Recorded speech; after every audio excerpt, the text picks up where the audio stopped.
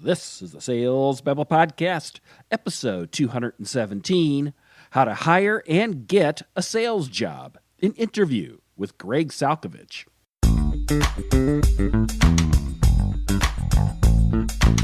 Welcome to Sales Babble, the podcast that shares selling secrets for non-sellers. And now your host, Pat Helmers.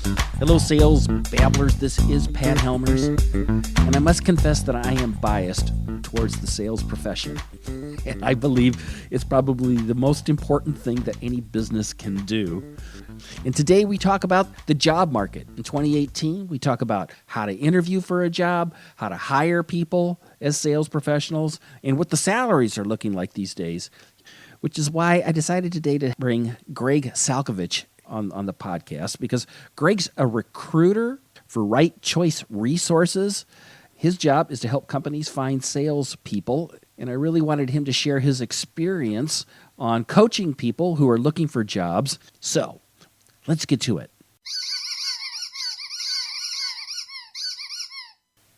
Welcome, Gregg. Are you ready to babble? I'm ready. Gregg, you and I met through Barry Salzman, who's been on the podcast, and you're a sales recruiter, right? I am a sales recruiter. Yeah, I run a sales recruiting base out of downtown Chicago. And how is it that you decided to focus on salespeople? You know, Pat, I've always been really passionate about recruiting and helping people, and I've always been a salesperson my entire life. And I had the philosophy of, who makes a better sales recruiter than a salesperson that's been in the trenches and knows what it's like to cold call and travel and close business. And I give the analogy of who would make a better basketball coach, somebody that's played in the NBA for many years and understands the game, or somebody who's never picked up a basketball. And that's why I decided to get into sales recruiting. It's what I knew best. I really wanted to have you on. I want to have an expert like you on the podcast because I think things have kind of changed here. Right now, you and I are talking here. It's April 2018, and how is the market? Because right now we're at pretty full employment, and I don't know, when people listen to this, that may not be the case. But for right now, because people listen to these, like years and years from now. Sure. But for people who are listening, how is the market right now for sales professionals? The market's hot right now. I mean, it's crazy, Pat, and I'm, knock on wood, I'm very fortunate. I have a lot of people reaching out to me through connections, trying to get my help to help them with recruiting.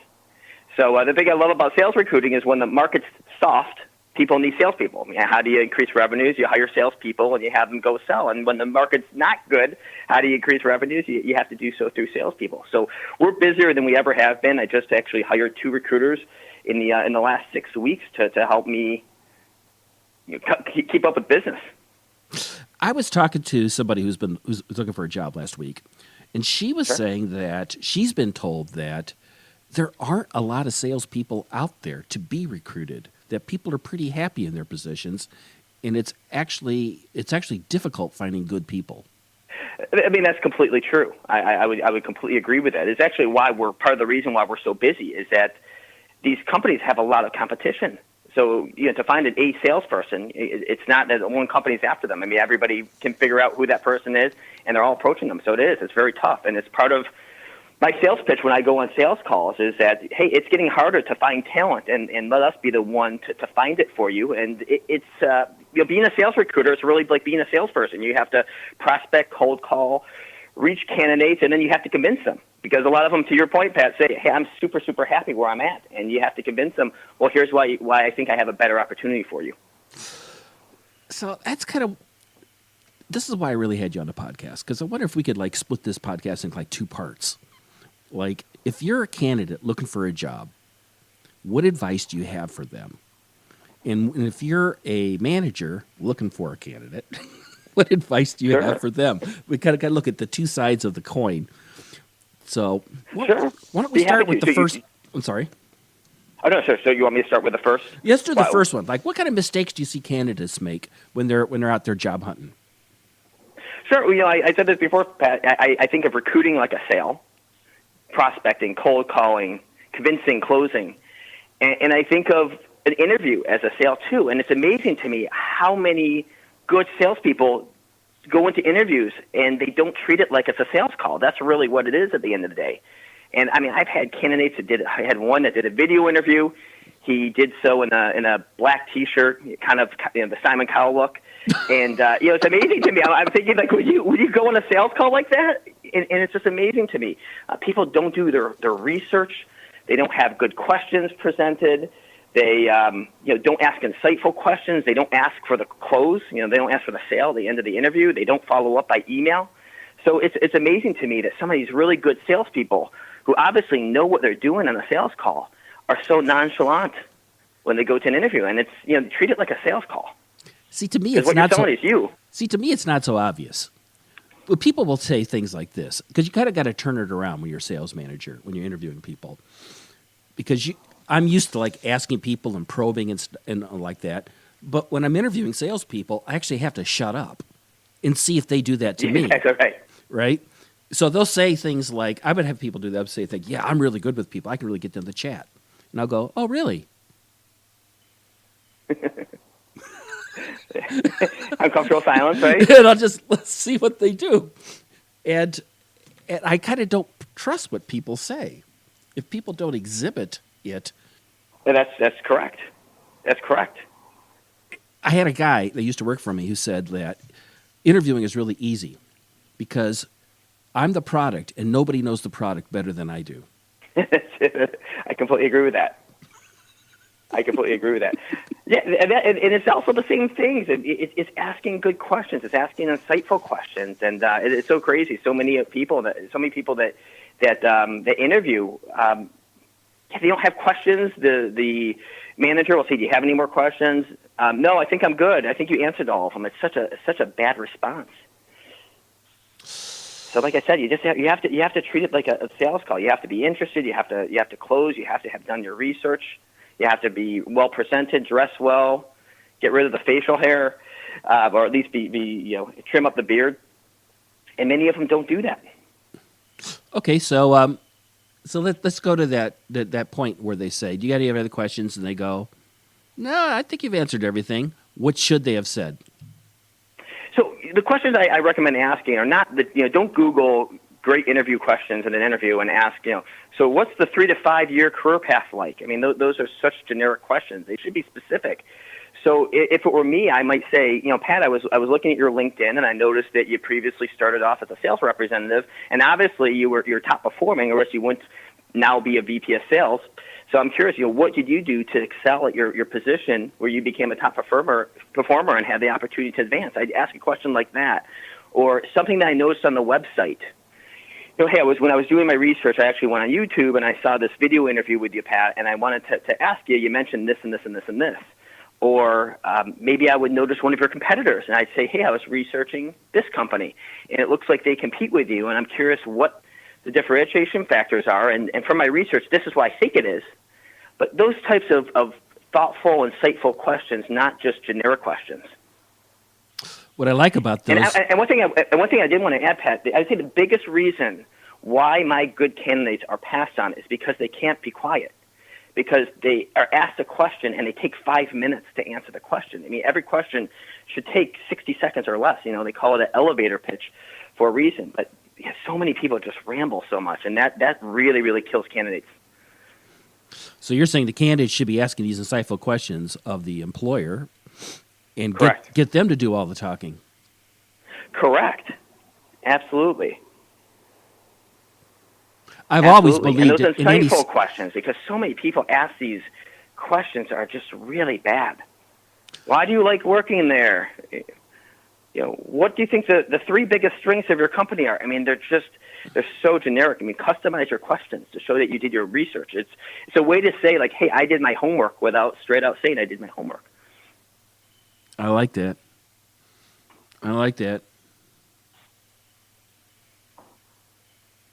I've always believed in, like any sale, Greg, that the more you can get your prospect to talk, the more likely they're going to buy. I 100% agree with that. And it does mystify me that people who are interviewing don't see it as a sale, as if it's something else. They do. It's so true. They they wing it, and you don't go in and wing a big sale. but you'll go in and wing an interview. Yeah, I don't get that. I don't get that at No, all. and people showing up late. I mean, it's so crazy. And you can tell them 1,000 times not to show up late, and they go, I hit traffic. Well, there's traffic in Chicago. It's one of the biggest cities in the country. Right, plan on you're being gonna there a hit it. half hour early. Exactly. Go to Starbucks. Caffeinate yourself up so you're high energy during the interview, and exactly. I mean, I'd rather be 45 minutes early than be 5 minutes late, and that really is going to hurt you too. I totally agree. So what would the close be like for the candidate? How would they, when they get asked, do you have any other questions, what should they say to close the deal? Well, so assuming that they have already asked their questions and they have no more questions to ask, usually what I would say is, Pat, I really appreciate the opportunity. I'm extremely interested in this role. Do you have any reservations that would prevent me from moving forward? And the reason why I love that close is because it gives the person interviewing an opportunity to field objections. So if you say to me, Greg, I think that you're a little bit light on cold calling experience, I have the opportunity to overcome that objection. I can say, well, Pat, actually, I want to talk to you about a couple of my, I've actually been cold calling for the last 10 years. I want to go over some of that, and I apologize if I wasn't clear. So that's the close that I recommend. I love it. I love it, love it, love it. And the same thing on the sales call, Pat, as what we're talking about. What would you say at the end of the sales call? You'd say, is there anything that you see that would prevent us from doing business with each other? You might use that sales close. So it's sales 101. It's just closing the interview instead of closing the sale. It is sales 101. It is. It's the same thing. So now let's look on the other side here. Let's say you're a sales manager. And you're looking for candidates. What are the mistakes that you see sales managers repeatedly making? Pat, you walked into my sales pitch before. You actually led me into it, but the market's tough. It's hard to find good salespeople. There's plenty of bad salespeople in the market, but there's not a lot of the A salespeople. The cream of the crop salespeople to find. And one thing that I think sales managers fail to do is they fail to recognize that, and they believe it's a one-way street. Hey, I'm interviewing Pat. Pat has to sell me on why he wants to work here. Pat, why do you think you're a good fit?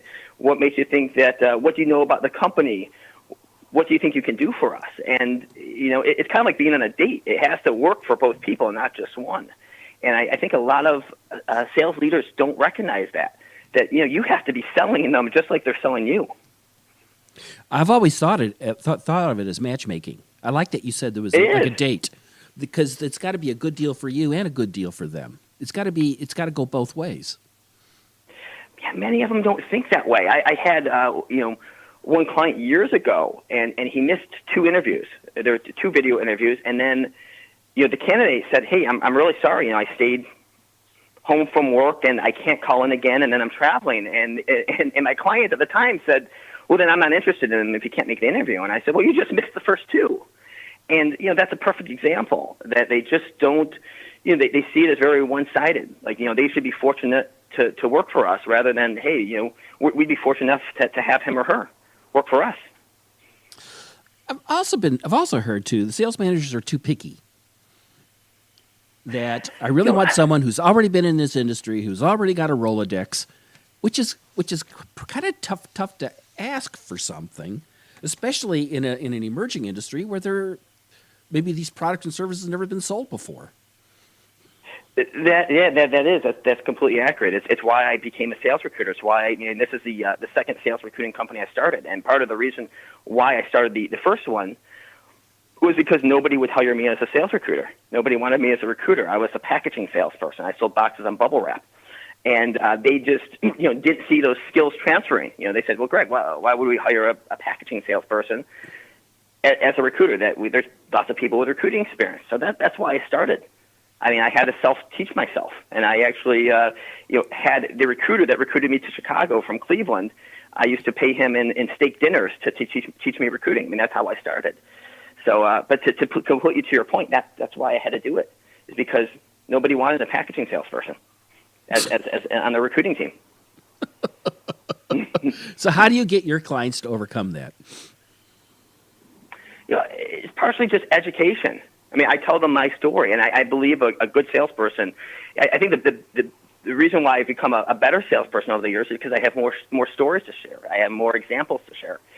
So I share that example. I share that the best recruiters that I've ever hired came from payroll sales, corporate relocation, and logistics sales. And there's nothing that has anything to do with recruiting. I know a best technology salesperson that I've ever personally placed. He happened to come from packaging too. So I always say that the skills are transferable. I mean, a good salesperson can transition into a recruiter. A packaging salesperson can transfer into a software sale. 80% of it's the same. The other 20% is just learning the industry. I used to hire a lot of inside salespeople, SDR type people, and who had never been in sales before. And what I was always looking for on the resume were people who had been wait staff. They're great. People at wait staff they have to hustle. People, especially in high-end retail like Nordstrom, got a couple of really great people there. I mean, they have to work hard hours. They're in retail. They're dealing with upscale customers. Two of the best young salespeople I ever hired were teachers. They were teachers that were transitioning. I guess if you can get the attention of a 5-year-old, you can get the attention of a decision maker, and they were great. So I think too many people evaluate the resume and not evaluate the person.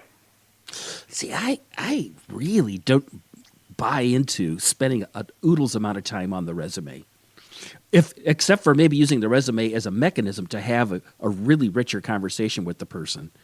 I just don't believe what I see on these resumes. I'm very skeptical. I'll tell you a quick funny story, Pat. I had this one. I was very close with a sales manager, and I got a resume of one of his former salespeople. And I called him up, and I said, we'll protect his name, but I said, hey, Jim Smith, I actually talked to him today, and he said that he went to President's Club last year, and this and this and this, and what do you think of him? And he goes, Greg, I was his sales manager, and I was in Hawaii, and he wasn't there. And he goes, I'm telling you that. He goes, he got fired. He goes, he didn't go to President's Club. So you're completely right about that. That's why references are sometimes really important. And when you ask for references, you want a manager. You don't want you don't want a coworker. A coworker's a friend. Right. So So this is where a lot of people are at. Like, you'll see this. They go, well, I applied for this job. I went to the website. I filled out all these forms. It takes forever. And I did like one today. And I did two today. And I never ever hear from them. That whole process just seems wrong. It's at so many levels. From the person looking for a job, and as a sales manager that I'm going to use a database to somehow filter these people out. This whole thing just seems, I don't know. What's your take on this? Yeah, it is. It's. I don't think it's the best process, and you don't know who's looking at that resume. I mean, it could be no disrespect. It could be an entry-level HR person who graduated college last week who's screening out your resume. So, to treat it like a sale, I go straight to the decision maker. I try to find out who the VP of sales is. I follow up with him or her. I look them up on LinkedIn, and I follow up with them directly.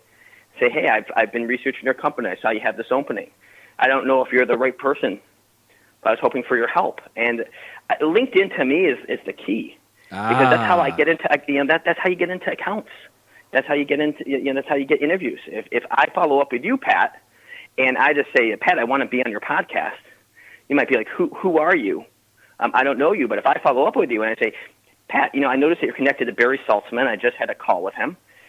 He was actually, I know that he was on your podcast several weeks ago, and I'm interested as well, and here's what I do. You're more likely to respond. So that's what I recommend doing, is you go straight to the decision maker. You don't go through HR. I'm not saying that you don't apply, but you apply and then you go to the decision maker as well. Otherwise, your resume is going to sit in a big pile. You're preaching to the choir. I've been saying this for years to people. It's completely true. Yeah. Completely true. Yeah, you hear it all the time. Candidates tell me all the time, like, I applied to 200 jobs. I mean, to me, that's the same thing as saying, like, I sent 200 emails out to prospects, and I didn't follow up with them. I mean, it's like, yeah, you're one of 1,000 people reaching out to them every day. Like, you have to get a little bit more creative than that. But before we finish this up, I do want to ask you a tough question. I want to ask about compensation. Sure. This is something a lot of people don't talk about. People commonly don't share salaries with one another and things like that. What are people paying these days for salespeople? What's the compensation programs looking like these days? It really ranges. It's almost like saying, what's the price of a house? It can be, very little. It can be millions of dollars. So most of the positions that we work on, I would say, are anywhere from a $40,000 base salary, and that would be for a more junior level person. I would say up typically $125,000 on the base salary is the high end. And again, there's positions that are a lot more than that. We've worked on positions higher, but that's typically the range. And then typically what you see is a 50-50 split. So most companies, if it's a $60,000 base salary, it will be $120,000 total on target earnings. So that means that if you hit 100% of your goal, you'll make $120,000. For junior level people, usually they start them off, just out of college, $35,000 to $40,000 base salary. Usually they don't make a 50-50 split, and they might make $50,000 total in the first year. Most junior people start off, not all of them, but a lot of them start off more in an appointment setting role. And then they'll transition in 12 months to a sales role where they're actually closing business. That totally makes sense. Those are the kinds of compensation plans that I was, as a sales manager that I've been doing. Okay, good. So that's pretty in line with what you were at. That's about right. With that said, though, one thing I do want to add, Pat, to the listeners that are potential candidates interviewing, one thing you have to be really careful of, and where candidates get really frustrated is that I'll place Pat, and I'll say, Pat, it's a $60,000 base salary and $120,000 total, yet nobody's making $120,000. It's like a pie in the sky, pulled out of the air number. So, what I recommend asking, rather than saying what's the total, just saying, and maybe you ask then, and then you can follow up with saying, based off the team that you have of 10, how many people have made that in the first year? Because you hear it's so many candidates just feel so burned because people will say you're going to make 120 and then you make 80 in the first year. So that's one thing I would say just be very careful of. I'm really glad you brought that up because I was going to ask. I just read an article about the number of people who make quota. It's like hardly anybody, and I wish I had that study. I just read it like 3 weeks ago. That's so funny. But there's very, very few, very, very, very few. Because as a sales manager, it's practically impossible to guess what a good quota is, even if you're trying to do a good job of it. Not just kind of like put a number out there so big that hoping everybody's going to have a stretch goal, and then everybody's going to make it to kind of motivate as a motivator. Which exactly, it's so funny. I had one client today. I said, "What's the quota?" They go, $1.2 million. I said, "On average, what do you think? The last 3 reps that you hired, what did they hit in their first year? $800,000." So I said, "Well, why do you have a $1.2 million quota if your sales reps are hitting 800? Why is there a $400,000 gap? Oh, there's a ramp up and this." I said, "Well, why isn't the quota then $800,000 or $900,000? Why is it 1.2?" So, those are things you have to look out for. And as a manager, if they gave them an $800,000 quota and had a little kicker after that, they would probably motivate people more than, heck, I'm never getting that number. When December or whatever the end of the year is, there's no reason for me to hustle because I'm never hitting that number. Yeah, so many of them do it, and it's why when I hire, I like to just be very upfront, and I'll go, "Hey, I had the last 5 people in this role. This is what they made, and I just want to be upfront with you. And this is what I believe is possible, but this is what they made." Excellent. And the last guy that I recruited, that I hired a month ago, that's what I told him. I said, this is what people made in their first year. Do I think you can do higher? Sure, but this is, the last 5 all made between X and Y. So interesting. All right, so we'll wrap this up. Why don't you tell people how can people find you, Gregg, online? Sure. So you can actually go to my website. It's rightchoiceresources.com. Right is like right hand, RIGHT, and all my contact information is on there. And you can also email me at Gregg. Gregg is with 2 G's at the end, so it's GREGG at rightchoiceresources.com. be happy to help anybody. Excellent. Gregg, this has been super interesting. Great conversation. I really appreciate you coming and visiting us here on Sales Babble. Yeah, thank you so much for having me, Pat. Really appreciate it. So before I close this out, there's something I really want to underline. That if you're looking for a job, it goes to what Marty Bennett, this one of my favorite sales guys of all time, who used to work for me, he used to say this. His point of view when he was interviewing was that he was the product, and no one knows the product better than him. So it's an easy sale. He knows the features, the benefits, what's worked and what's not worked. He knows everything about the product. If you have that mindset when you're interviewing, when you're looking for a job, I think you could be extremely successful in finding a position that's the perfect match for you. Because what I always tell people when I'm hiring them is that it is a matchmaking process. It's got to be a good fit for you, and it's got to be a good fit for me. So we need to have a dialogue to see, are our common goals, are our common desires aligned? And if they are, awesome. Let's start working together. To connect with Gregg and to find his company at rightchoiceresources.com, I will have links to his website and to him on LinkedIn in the show notes at www.salesbabble.com/217. Is this episode motivating you to take action, to maybe look for a better job, or maybe take action to be better prepared about hiring people?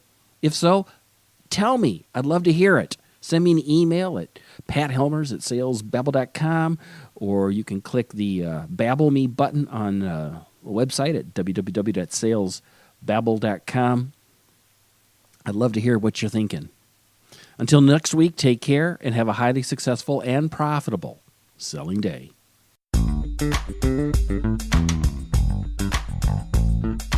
Think you for listening to the Sales Babble podcast.